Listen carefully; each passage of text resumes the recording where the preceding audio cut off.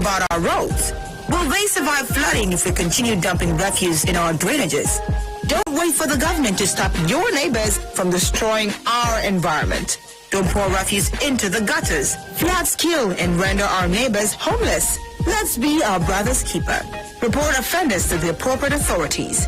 This message is from 92.3 Nigeria Info. Different ideologies. Different perspectives. Share your views on the sunny side. 92.3 Nigeria Info.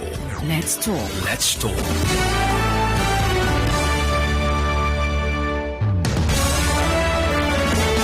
Good afternoon. Welcome to the Sunny Side. This is your number one talk news and sports radio station here in Port Harcourt, Nigeria. Info FM. I am Gabriella. We've come to the 8th day in the month of September. Some people actually believe that 8 is the number of completion, and perfection. Do you believe same? If so, well, just maybe today could be perfect for you.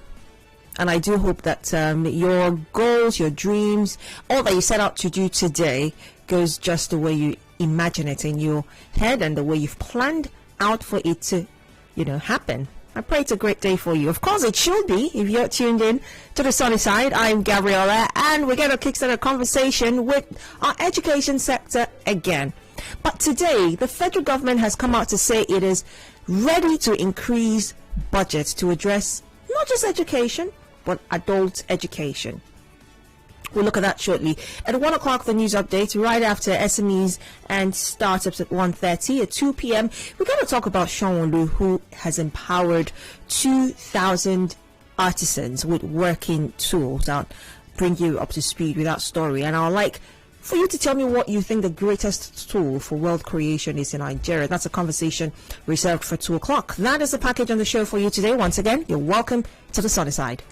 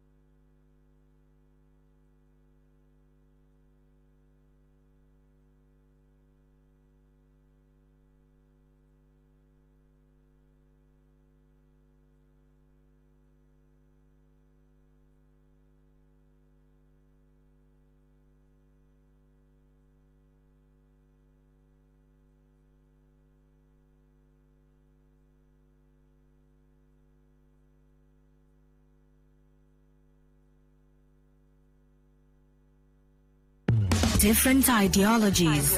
Different perspectives.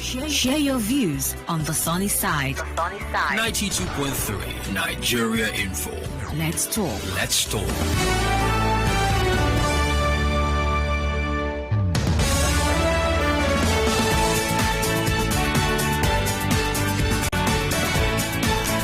So according to reports, as Nigeria obviously joined the rest of the world yesterday to commemorate the International Literacy Day, the federal government has expressed its desire, according to this report, to improve budgetary provisions to address adult illiteracy and out-of-school children. Now, the Minister of Education, while speaking with journalists in Abuja yesterday at the commemoration of the event, explained that, non-literate parents are more likely to have out-of-school children. Think about that for a minute. Think about your parents who maybe did not go to school and how that affected you. That sounds like a conversation for another day. It's something we might have to look into deeply and analyze, if indeed parents who are unlearned actually produce out of school children. But that's what the Minister of Education, Adamu Adamu, did say yesterday. Well, the International Literacy Day was proclaimed by United Nations Educational, Scientific and Cultural Organization, UNESCO, in November 1966. And the sole aim was to draw global attention to the status of literacy and lifelong learning, as well as, highlight the linkage between literacy and the development of individuals as well as nations. Now, Adamu said that investing in education of the parents would also have ripple effect on the reduction of out-of-school children. And I'll quote a little bit of what he said. It is a fact that non-literate parents are more likely to breed out-of-school children, thereby compounding the phenomenon facing our nation today. Government is determined to confront adult literacy programs with the same zeal we're handling out-of-school children. We look forward to improving budgetary provisions in this regard in the coming years. The aim is that by 2030, all young people and adults across the world should have achieved levels in functional literacy and numeracy skills that are equivalent to levels achieved at successful completion of basic education. End of quote. Now, he obviously urged all stakeholders, including the press, to make a difference by complementing government's efforts in the fight against illiteracy in our various schools, homes, families, immediate communities, and the rest. Well, UNESCO's representative Lamin So, in his remarks yesterday in Abuja, stated that to promote education, there must be diverse solutions for distance, face-to-face and hybrid learning for literacy, and also support equitable and inclusive access to technology-enabled literacy programs. Now, that's a conversation for another day, especially the technology aspects. Are we ready for that? But he also went on to say that we also need to integrate learning of reading and writing skills, as well as, quite importantly, digital skills, and also adopt an appropriate type of technology to support this learning approach as it were. So the big question I want to ask on this is, what do you think is a major challenge in our sector? Would you say it's the fact that we do not have enough budgetary allocation, or we're still faced with poor implementation in that sector? The numbers to call are 0817-923-0002, 0817-923-0003. You can also call 0817-923-0007-09. The number on WhatsApp is conjunction on that Nigeria info 92.3ph. I'm just thinking, I can't even get that thought out of my head. Would you agree as well? It might be a little bit of a deviation, but I'd like to hear your thoughts on the matter as well. Do you think that, or do you agree rather, that illiterate parents breed illiterate children? I'm just thinking, is that the case here? What would your arguments be in that regard? Would you agree that yes, indeed, if you have illiterate parents, there's a likelihood that the children would also be illiterate, as opposed to having parents that went through school, gained education, to breeding children who are allowed the opportunity to go through school as well and enjoy some level of education and exposure? What would your arguments be? 0817-923-0002, 0817-923-0003, 0817-923-0007, or 0817-923-0009. Remember to turn on the volume on your radio when you do call, so we can have a smooth conversation. I've got a Gift calling in. Gift Warlu is on the line. Good afternoon, Gift Warlu. You're welcome to the show. You're calling in from Rumola, I believe. Good afternoon. Hello. Hello, Gabby. Good afternoon. Good afternoon. How are you? Very well. You're welcome. Okay. See, my name is Dr. Gift Warlu. I want to say that it's rather unfortunate that our leaders always behave the same way and expect to get a different result. So let me tell you what happened yesterday was an afterthought. The minister just wanted to say something that he thinks we want to hear. Rather than tell us what is achieved in that regard, because this problem has always existed with us.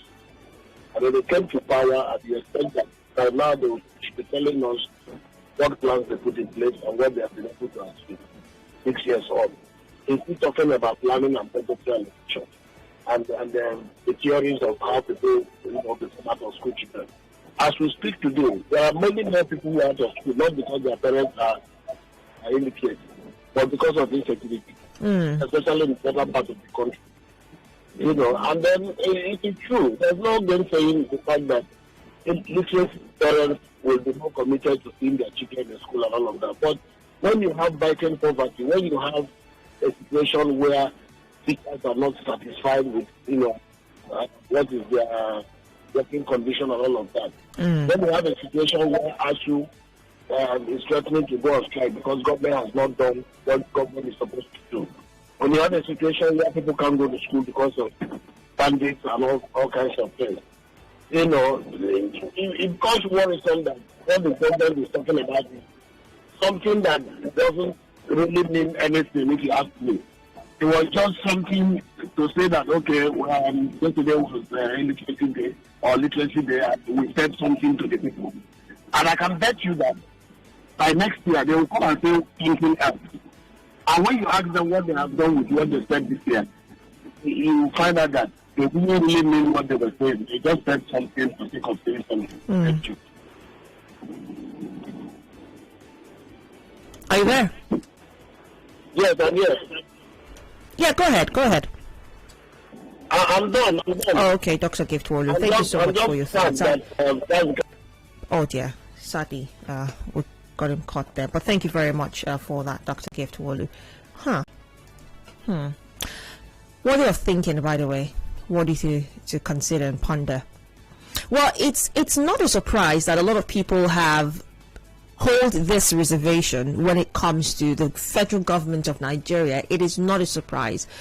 Well, if yesterday was an afterthought, I wouldn't know. I wouldn't want to base there. But the truth is, a lot of people have indeed lost faith. So it's easy to question whatever the government comes out to do or say or speak. It's very easy to question. Now, the responsibility to change that obviously lies on the shoulders of the government. Are they willing to do that? Is another question. Let's speak to DJ Colin from LMA. Good afternoon. Yeah, good afternoon. Good afternoon. Yes. Yeah.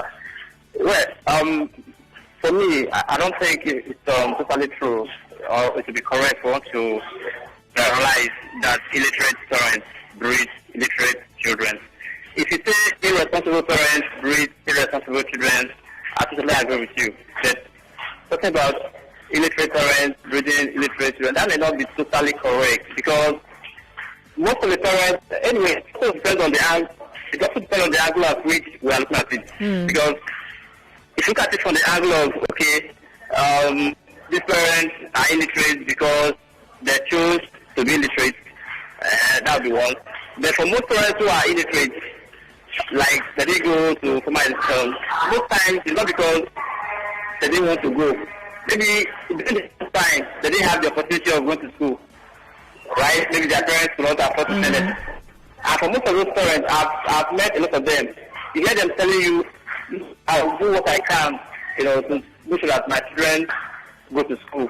Since I didn't have the opportunity of going to school, so I'll try as much as possible to send my children to school. So, like for most of the ones I've encountered, they try their possible best to give their children that education which they themselves couldn't get due to one reason or the other. So that's why I said earlier that it wouldn't really be correct for us to generalize that illiterate parents breed illiterate children. But if you say irresponsible parents breed irresponsible children, I totally agree with you. Because you cannot give out what you don't have. In whichever way we look at it, as individuals, if you want to bring up someone, you bring the person basically based on how you were brought up. So for most of these parents who were poorly brought up, they had some of the negative characteristics traits, it's very possible that they will lack what it takes to bring up their children in the proper way. So that's why I said irresponsible parents breed irresponsible children, but illiterate parents might not necessarily breed illiterate children. All right, DJ, thank you very much for your thoughts. Well, again, I want to agree with you, DJ. I think I also hold that sentiment, but again, it's up for argument. Some people might say, well, for parents who did not go to school, then and did not have that exposure, they did not gain that exposure, they may not necessarily see the importance of sending their own children to school. You get what I mean?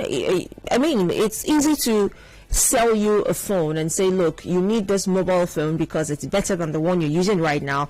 The camera, the pixel quality is higher, it has more memory space, it would enable you work faster and easier, yada yada yada. You could buy into what I'm saying because you are already familiar with the use of a mobile phone. But if I were to come to you with some alien idea that you're not even accustomed, you don't even know about, it would be very difficult to convince you to spend your money on that somewhat alien idea, because it's not something it's not an idea you're conversant with, So again, it's also a reality that some parents say, look, I want to give my children what I did not enjoy. I want them to go to school because I did not have the opportunity. But in some cases as well, you find that people find it hard to see the essence of a thing or a phenomenon because they just cannot identify or relate with that phenomenon. Anyway, the phone lines are still open. 0817-923-0002, 0817-923-0003.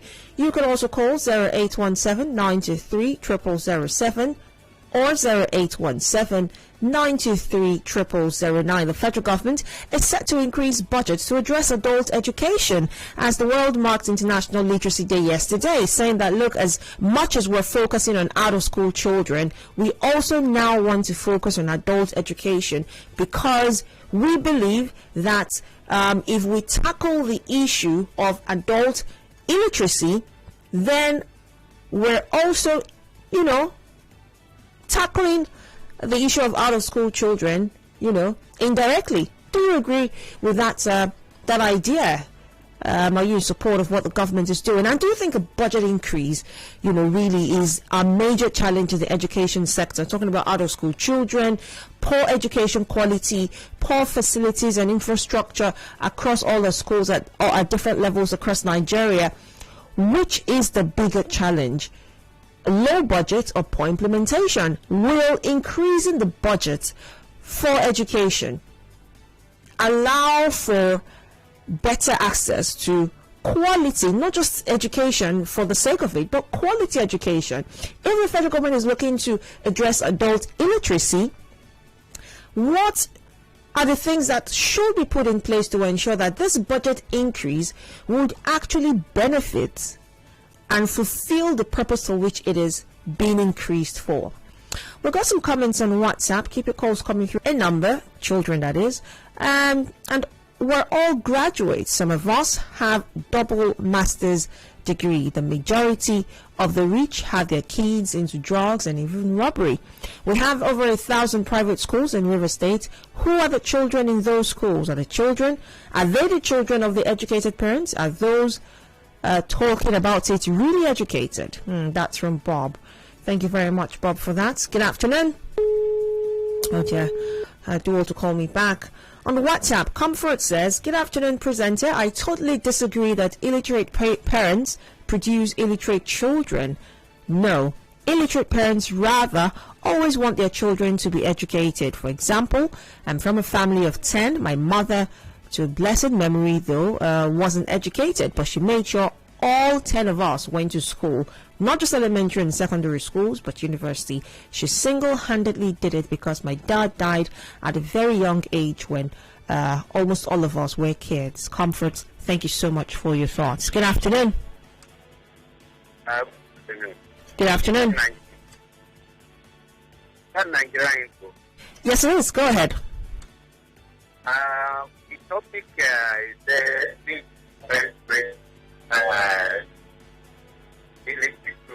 I want to comment. Clemens, go ahead. I am one of the people that I say that I did not go to school. I have 4 children. All my children are graduates.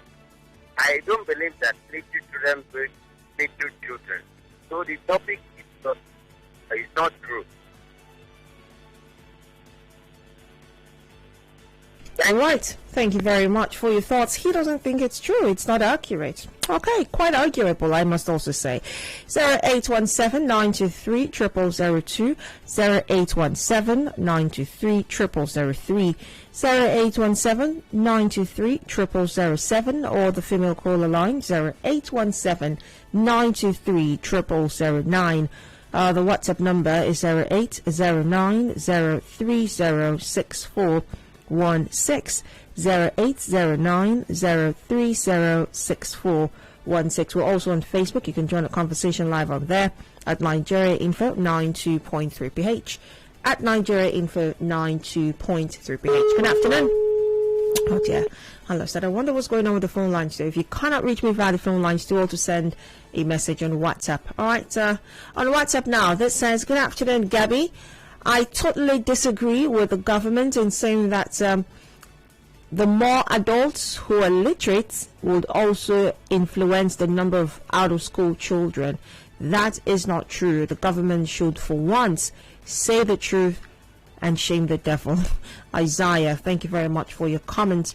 And this says, good afternoon, presenter. I totally disagree with the man. My parents did not go to school, but to God be the glory, they have 4 graduates today. That is from Anthony, Engineer Anthony, I think. Thank you very much for all that. Well, I can count a lot of people at the top of my head right now who had illiterate parents and were in school. So it's easy to disagree with the Minister of Education in saying that, you know, the number of adult illiterates influences the number of out-of-school children. Good afternoon. Oh dear, what is going on? Please send a message on WhatsApp 0809-030-6416, 0809-030-6416. In light of adult illiteracy, what measures do you think perhaps the government can take to, apart from budget's increase, obviously, what measures do you think the government can begin to take to reduce the numbers? As it stands, Nigeria stands at, according to reports, Nigeria stands at 52% adult illiteracy. That's high. Extremely high, if you ask me. That means almost half the number of adults we have in Nigeria are illiterate. Oh my goodness. How can we bring the numbers down? How can we bring those figures down? How can we ensure, not just bringing those figures down, how can we also ensure that we're not replicating those numbers today? Because the children of today will be the adults of tomorrow. How many children are in school? How many of these children in school will follow through and finish school so they do not turn out to be not just out of school children, but illiterate adults tomorrow? So what can we do today to ensure that we're not replicating the number of adult illiterates in the country in the future? On WhatsApp, this says, good day, presenter. The very first set of educated people in the world were actually sponsored by non-educated parents. So the issue of illiterate parents breeding illiterate children does not hold water. Thank you very much for your thoughts. Good afternoon. Hello? Good afternoon.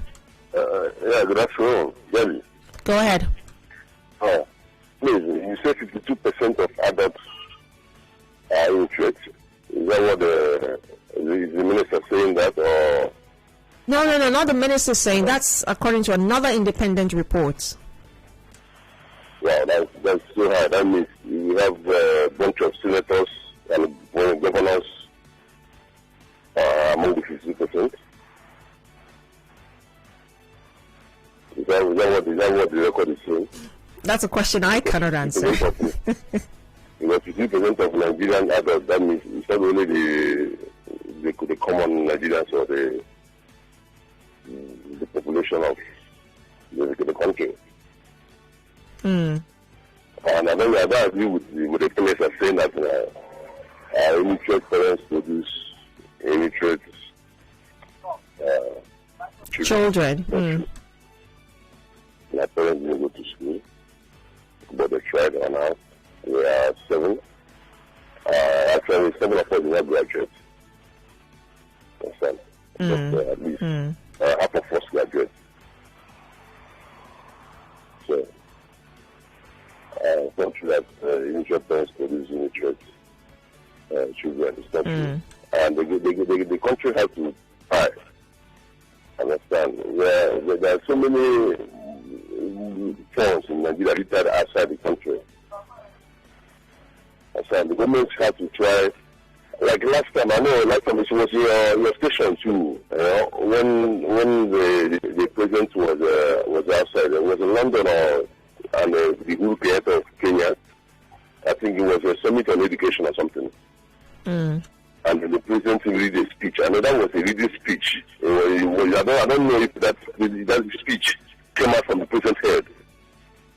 I understand. I say that can you remind me?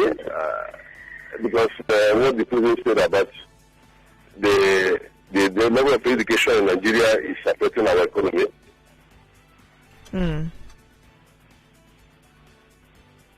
Just go ahead. You go outside. When you go outside and you speak to Nigerians, but when you are here in Nigeria with us, you can't communicate such a communication to us. It's only when you are outside. Then you make such a speech. You just read it outside there, and then here, and then you are living with us here. You know the situation of the country, the situation of the education in the country, and you are not doing anything. Because the government has to put more funds in education. So, do you think more funds would help, improve the level of education right now? Are you trying to say funding is a problem? Is that the major problem? Yes, because it's a lack of funds. Yes, the government has not funded the education system, but they're not funding it. No government institution in education is well funded. Even the primary schools, sometimes you go to the primary school, you don't see the teachers don't even come. But they are just taking salary, so that when opening their shop, they are one or two shops and their business, they are doing it. And they don't even come to the school. And nobody is even supervising them. Nobody is even who look after them, because the government themselves are not secure. They're not doing their job. They don't do what they're supposed to do.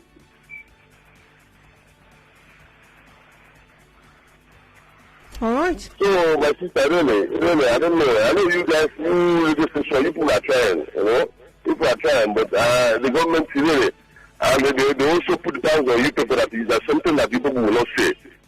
That people will not allow them to speak for certain things because of some sanctions they are putting on YouTube. But really, the government is supposed to be exposing. That's my take. Bye. Thank you very much for sharing your thoughts. Let's take some comments on WhatsApp now. Let's see.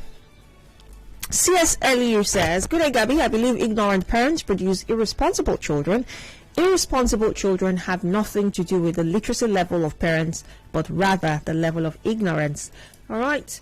Good afternoon, Lady Gabby. Just like Dr. Worley said, it's an afterthought from the government. More likely, illiterate parents are more likely not to give consideration for education or quality education, thereby equating to increased out-of-school children.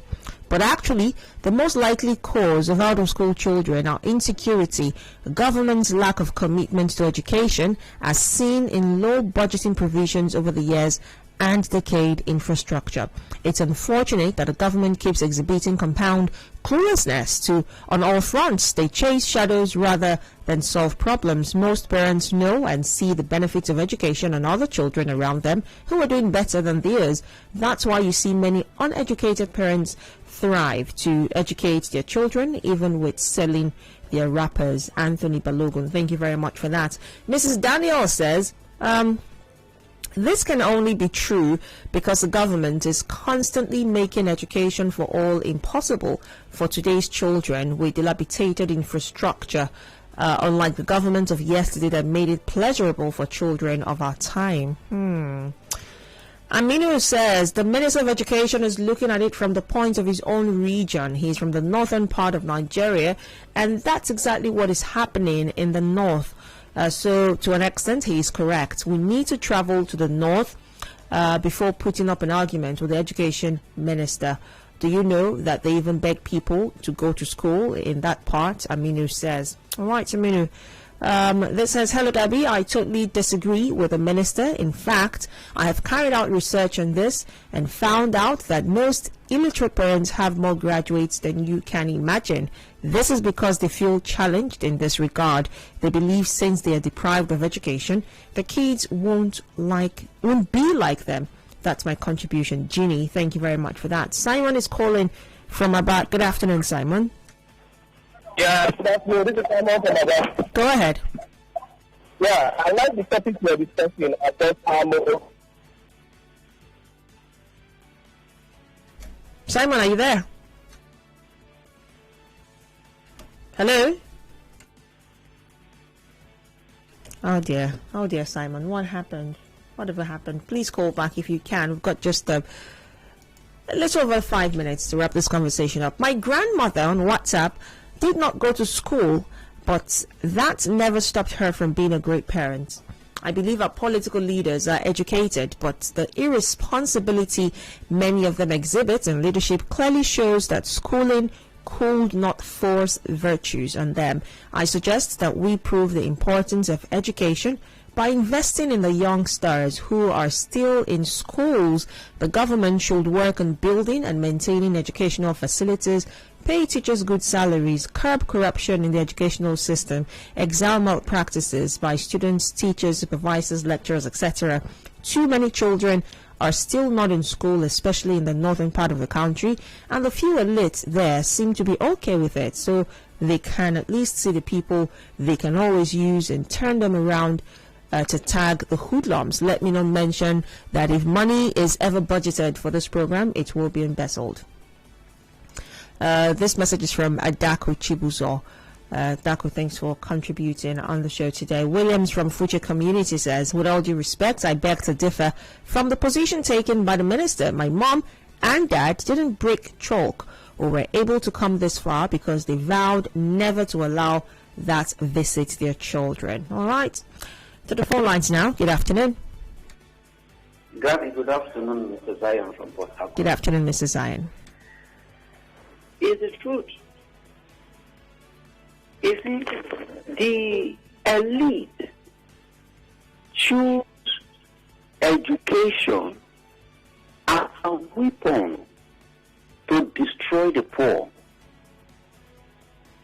Growing up as a child, I don't think anybody wants to say I'm going to a boarding school or a private school. Private school and boarding school are like substandard materials. What was there was the unity school, the government school.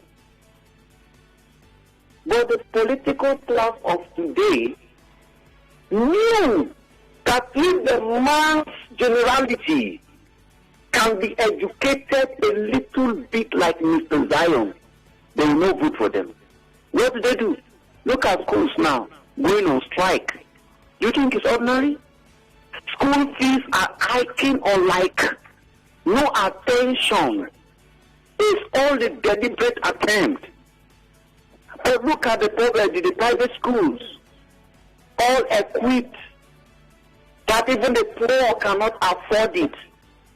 They now connive, which is the political class and the religious leader, now make education look so difficult that even when the common man contributed his tithe and offering to build school, he cannot still afford the school fees. So if you are poor as a man, you cannot afford quality education for your children. Your children will now continue the cycle of poverty and illiteracy where your great-grandfather stopped. Until the poor will now understand this factor, That is only when they can be eradicated. Initially, say, let's eradicate poverty. Let's eradicate illiteracy to Vision 2020. Is it not so? Vision 2020. What here are we now? Have they actualized it? It's a deliberate attempt. So a poor man will give birth to poor children. A rich man will give birth to rich children. Go to most of these multinationals who are working there. Is it the poor man children?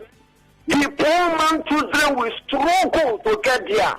But the rich man children, just a phone call. Just a phone call. Give my daughter that opportunity. Well, you know, here when we are told that a man's daughter that just graduated, her salaries are worth about 6 million. Well, you know here. And there are poor people who their children abroad for quality education. So that when they come back, full choice of preference their children for appointment, for political class, for work, missioning. But the poor will keep rolling the streets up and down. My problem is that even the poor will still be fighting themselves. Mr. Zion.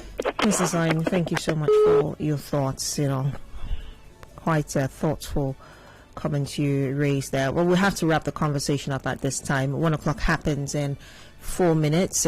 Right after that's the news update on the hour at 1:30. Some information will come your way, I think, from Forex Trading, I think, recorded at 1:10. And right after at 1:30, SMEs and Startups. Today, I'll be having a very interesting guest on SMEs and Startups. I cannot wait to introduce you to her. Don't go away.